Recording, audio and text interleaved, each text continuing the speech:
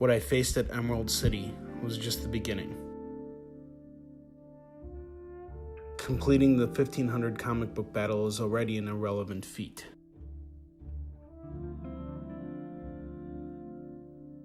I am exhausted. There isn't much time to rest, and this next show is going to be tough.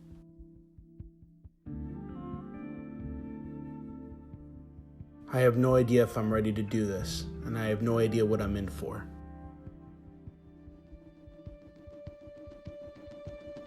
But I will not be defeated. It's time to go to war and claim my next victory.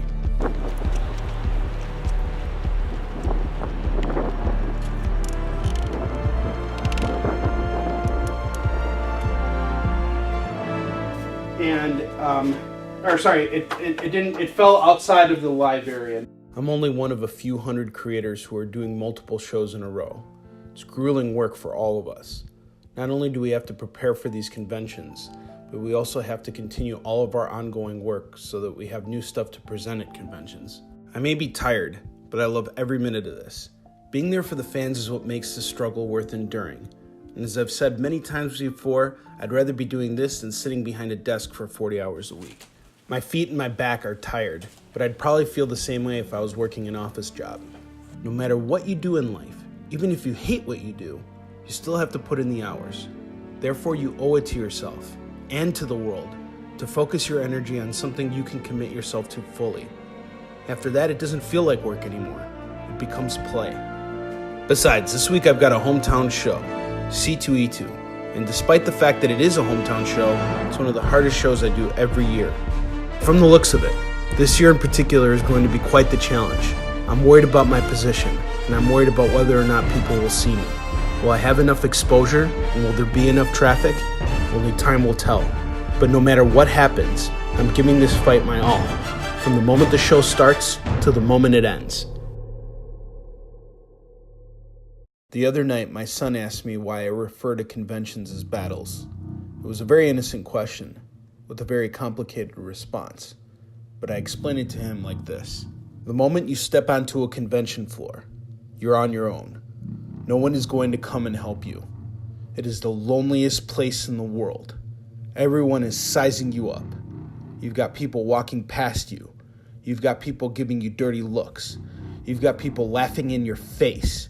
You've got all the odds stacked against you. No one has heard of you. No one is here for you. You need to become what they least expect. You are the entity that has enriched their Comic-Con experience. That's what this game is all about.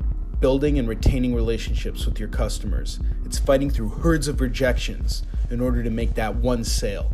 It's a pride-swallowing siege that only the brave and foolish are willing to endure. This is a fight to the bloody finish. It's you versus you, and the only way you're going to come out on top is by putting yourself out there relentlessly without any fear of rejection, despite the fact that it will happen, and if it happens long enough, it will make you angry. You have to fight that urge to shut yourself down and keep pressing on with the knowledge that every sale brings you that much closer to victory. One sale can vanquish the grief of 10 rejections. It's all about muscling through periods when your aisle is dead and you're still out there hustling. You learn a lot about yourself at these conventions. You learn what you can and can't handle, and that terrifies most people. Conventions can bring out the best and worst in you. It's a very intense feeling that you're either going to love or hate. As an exhibitor, you are required to dig deep and hold your ground. There is no room for your personal emotions. In the grand scheme of things, they do not matter. When you get rejected enough and it really starts to get under your skin, you have to overcome that urge to let your emotions dictate your actions. You will feel under attack constantly. And your greatest and only defense is to come to grips with the fact that none of this is about you. This is about the fans. Being there for them means you need to understand that they aren't made of money, and that if they give you business, chances are it wasn't planned.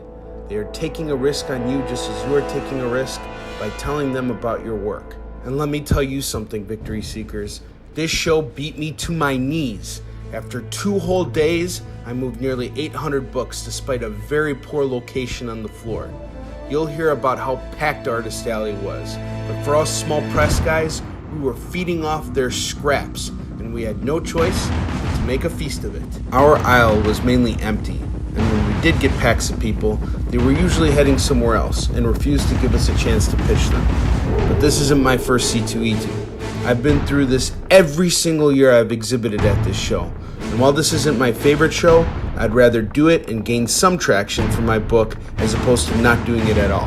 This year, if I wanted to sell out, I'd need some help. And because this is a hometown show for me, I hold the home court advantage. Chicago isn't just my home, it's my throne. And no convention is ever going to do me in on my own turf. I may be tired, but I am nowhere near ready to throw in the towel just yet. I will take this victory by force. So on Sunday, I brought my son Max with me because he was eager to get on the floor and sling books with me. He's never sold a single thing in his life, but as soon as he got on the floor, he was making sales left and right.